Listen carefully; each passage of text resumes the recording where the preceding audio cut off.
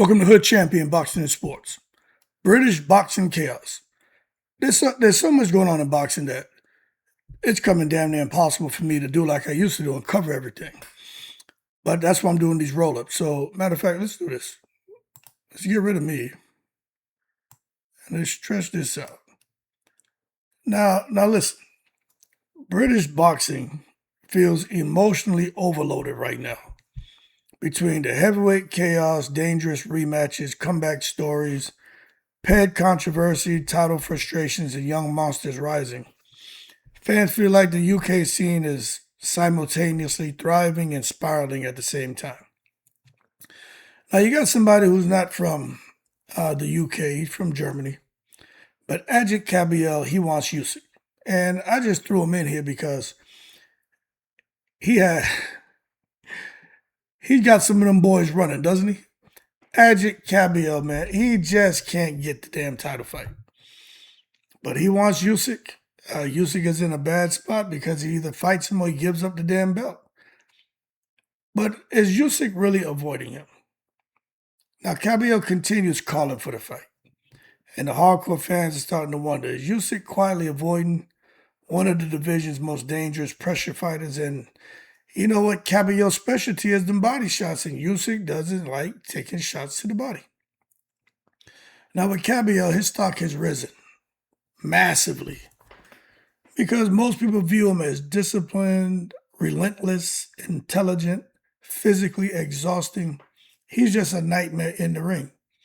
And when it comes to a guy like Usyk, he wants the massive fights, commercially massive, legacy fights, and he seems to have taken an interest in crossover fights. Not so sure he wants to revisit that Verhoeven shit that he went through. But the bottom line is, I don't think he's going to be in a rush to get in there and deal with Kabayel's nonstop pressure and body work. So does he see Kabayel as a high risk, low reward? And in boxing, that often creates somebody putting duck sauce on the fried rice accusations, whether it's fair or unfair. But one thing we do know is Usyk's backed in the corner. And I'll be honest with you. I think Usyk will drop belts. He doesn't care. I'm not saying, look, his legacy is already set. So you want this man Usyk to just come out here and fight these younger bulls, man, who have less miles than him, and throw away his legacy? Nah, Usyk can pick and choose who he wants to fight, and he can do what he wants.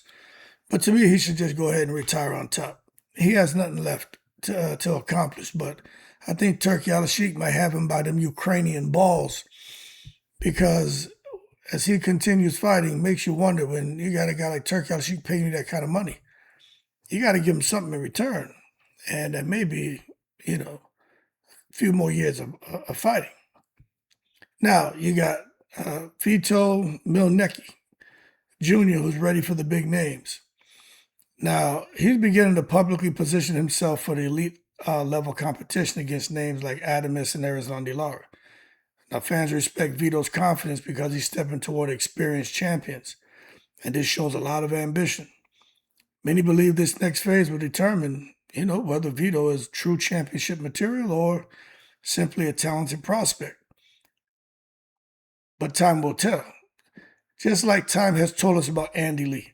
Andy Lee's work, he's helped out Tyson Fury, worked with Joseph Parker, with Hamza Shiraz, but he's become one of boxing's elite trainers. Andy Lee has the winning recipe in his camp. You know what I mean? He has a lot of respect going back to when he was a fighter, now as a trainer. And what he's doing with Hamza Shiraz and other fighters, fans are praising him. He's calm, he has technical detail, psychological understanding because he's been there, and he understands strategic adjustments. And he can communicate what he needs to his fighter from a fighter's perspective and from a trainer's perspective because he's been there, done that, and has the t-shirt. But what separates Andy Lee is that many fighters seem mentally calmer and more disciplined under him. Fans increasingly believe he may become one of boxing's defining trainers of this era, and he could see he's heading that direction. just like you can see Jack Catterall climbing at welterweight. I don't know what the hell Jack Catterall is drinking, but talk about somebody who continues to just build momentum at welterweight. After years of frustration and controversial moments in his career, fans admire his discipline and believe he remains one of the division's most technically frustrating opponents. The big question is, can he finally turn consistency into elite championship success with that southpaw style? But there's something special about Jack Catterall. I'm just waiting for him to get his big opportunity to see if he can capitalize. Now, you probably don't want to hear this, but I just got to let you know, man. Caleb Smith. Man, where did this shit come from for him to go out here and be the mandatory to Dimitri Bivol? I mean, come on. Now, Bivol just beat Eifert, and now Bivol has to fight Caleb Smith. And there's a lot of fans pissed off because they want to see the Benavidez Apataya fight, but they were expecting Benavidez Bivol. And the thing is, it's like you come home from a long day's work, and maybe the night prior you curry some lobster and you have that with your little dal puri, your little roti or rice and a little salad, but you had some curry lobster left over, and you come home and all you're thinking about is getting that curry lobster. And you come in, and one of your little badass teenage sons ate it, and the only thing left in the house to eat is a goddamn peanut butter and jelly sandwich. Somebody gonna die. That's how fans feel when they're like, shit, we got a taste for Benavidez and Bivol, but now we getting this peanut butter and jelly sandwich, Caleb Smith and Bivol. But no disrespect to Caleb Smith, he can fight. And it's not his fault. It's not his fault. You know what I'm saying? But man, we want to see Benavidez Apataya, Benavidez Bivol, and look like we may have to wait and just hope Benavidez doesn't lose. But I just think it's boxing politics. Again, interrupting dream matchups. Now, I have a lot of respect for Caleb earning his mandatory position, but I'm going to talk shit and make jokes because that's what I do. But at the same time, there are others who simply believe Benavidez created more excitement, and as a result, they're mad at Caleb Smith. Anyway, Caleb Smith and Bivol, great fight. I just think Bivol, he has the ability to up it in a fight. Now, I don't think Caleb Smith can get the job done. I'm not taking anything away from him, but I just don't see anybody beating Bivol right now. Benavidez will make it very interesting. He has a good chance, but again, you got to show me you can beat somebody like Dimitri Bivol. Now, that being said, man, Big Femi, Anthony Joshua, he's returning, but fans think Rico Verhoeven would have beat him. Now y'all know Anthony Joshua and Rico Verhoeven, there were reports tied to them previously about a possible fight, but it all fell apart after Joshua, was in a car accident. We know what happened out there, and I don't really want to talk about that because I respect. I can do these YouTube videos and joke all day, but when it comes to those kind of things, I don't joke about it. So I'll leave it alone. But we all know what happened. But the bottom line is, after Rico's performance against Usyk, a lot of fans now believe, shit, Rico would have beat AJ. You know what I'm saying? If there would have never been a car accident, nothing going on, Rico would have beat AJ. And the reason why is because fans worry about how Joshua performs under pressure. He comes a bit hesitant, the confidence fluctuates, and shows some difficulty handling aggressive physical fighters consistently. And what Rico showed is his pressure and physicality against Usyk made many people rethink crossover fights entirely, because who would have... I did not think Rico was going to get beyond the 4th or 5th round. Shit, by the 4th or 5th round, he was in cruise control. Going into the 11th, the man was winning the damn fight on everybody's scorecards except for them stupid-ass judges. But the bottom line is, now they're talking about Rico, still with the potential to fight somebody like AJ. Let me tell y'all this. Anthony Joshua would never fight Rico. Tyson Fury would never fight Rico. And Deontay Wilder better be careful they don't slip Rico Verhoeven on his ass.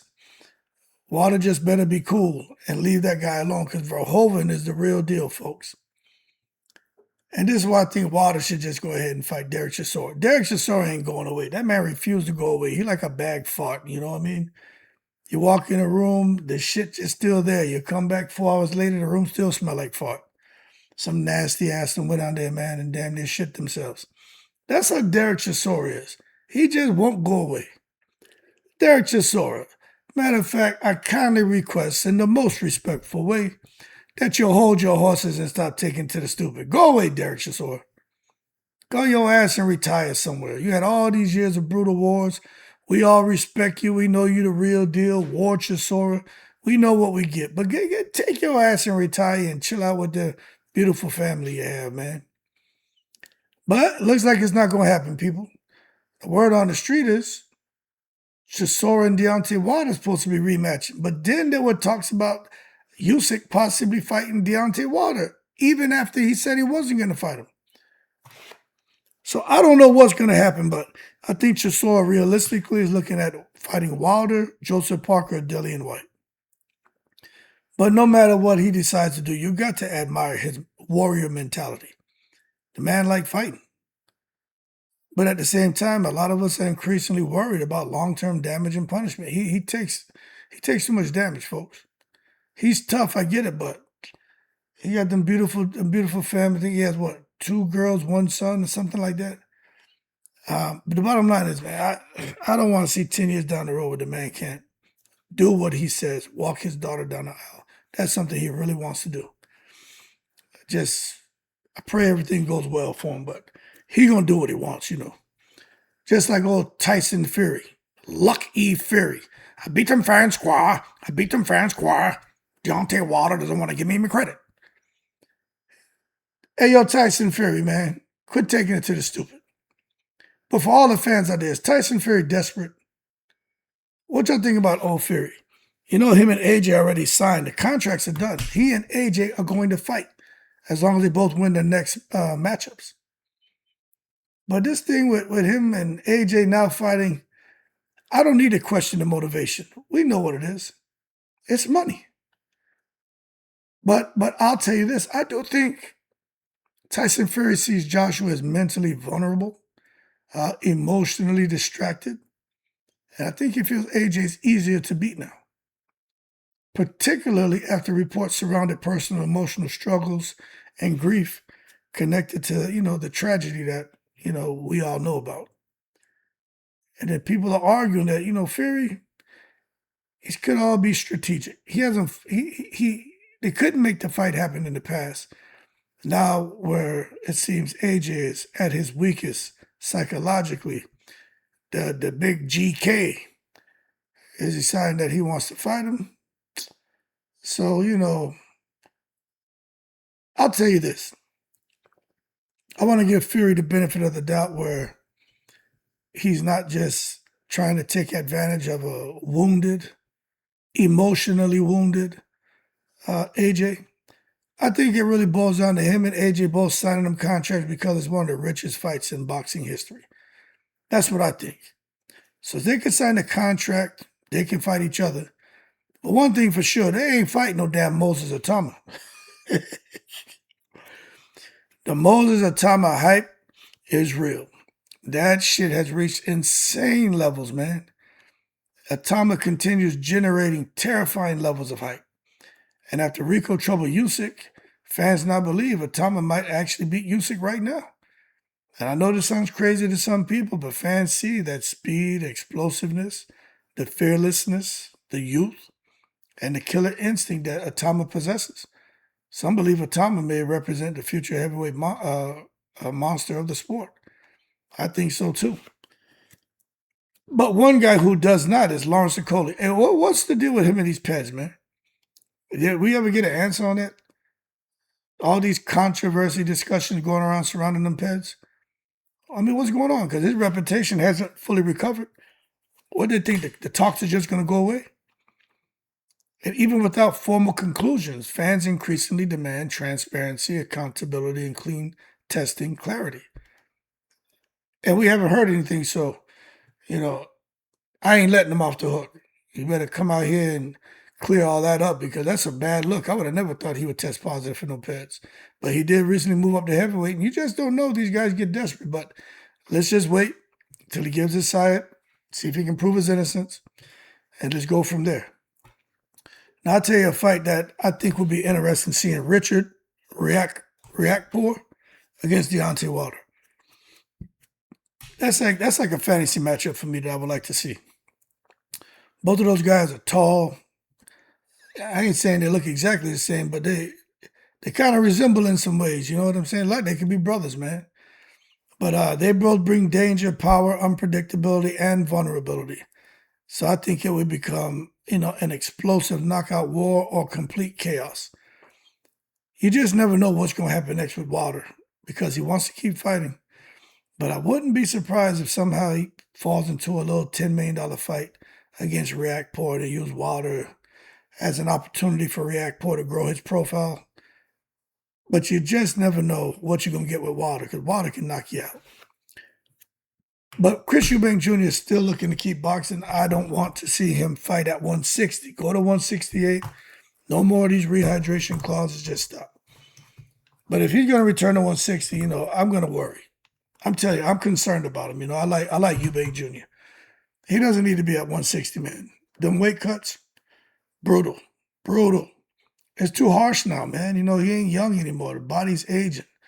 It happens, man. You can't stay a baby forever.